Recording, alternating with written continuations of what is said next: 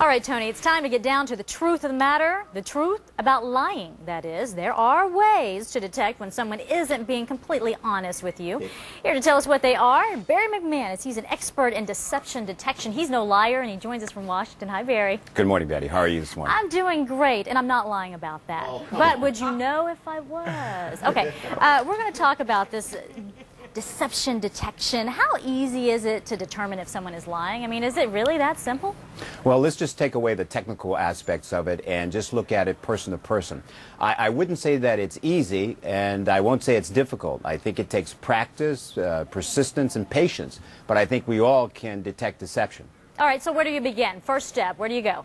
Okay, let's say I developed a human audit for Braxis Corporation. The human audit is basically a behavioral evaluation of how people lie. And what we look for initially is establishing a baseline. And this baseline tells you what a person says and what a person does when they're trying to deceive you. And those things could be verbal indicators or nonverbal indicators. Okay, well, let's break that down then. Let's go nonverbal, because 70% of what you say is nonverbal, right? Well, yes, a high degree of what you do is based on what a person does. So you take that 70% of nonverbal behaviors, people can literally have a behavioral pause where they say absolutely nothing. Or a person can make a posture change, something that is beyond what was normal when you gauged or you calibrated that early behavior. So are these nonverbal clues, are they telltale signs? I mean, are they a sure bet?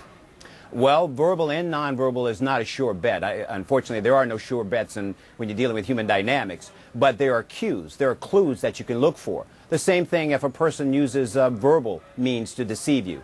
Sometimes a person isn't spontaneous in their answers to your question. A person repeats your question. A person sometimes finds it's very difficult to answer a simple question.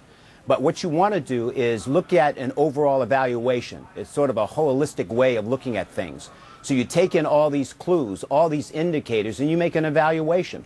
If in fact you do believe that someone may have not answered your question as thoroughly as you would like, well, what do, Betty? You ask more questions. Yeah, you keep them on their toes. Okay, let's go through some real life examples. Say, for example, I'm a concerned parent and my child's been out way past curfew. She comes home and I say, "Where have you been and why are you so late?" What do I look for when those answers start rolling? Well, the same things. You look for their nonverbals. 70% of it is nonverbals. Well, what do?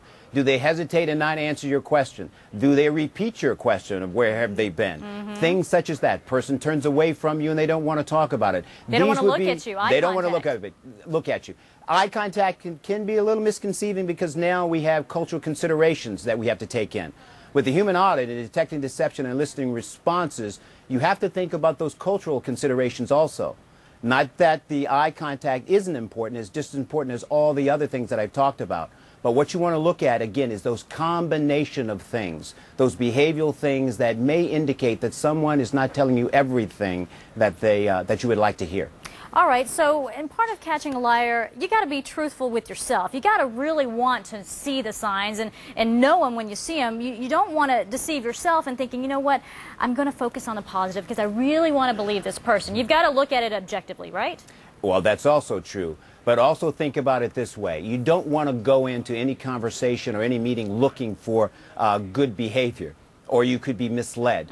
What you do want to go in is looking for deceptive cues or clues that a person may give you. Because guess what, Betty? If you go in looking for that good behavior, guess what you're going to get? Good behavior. You're going to see it, yeah, You're going to see it. And I'm going to give you everything you want so that I can convince you that I'm being truthful. Now, is that the truth and nothing but the truth? Oh!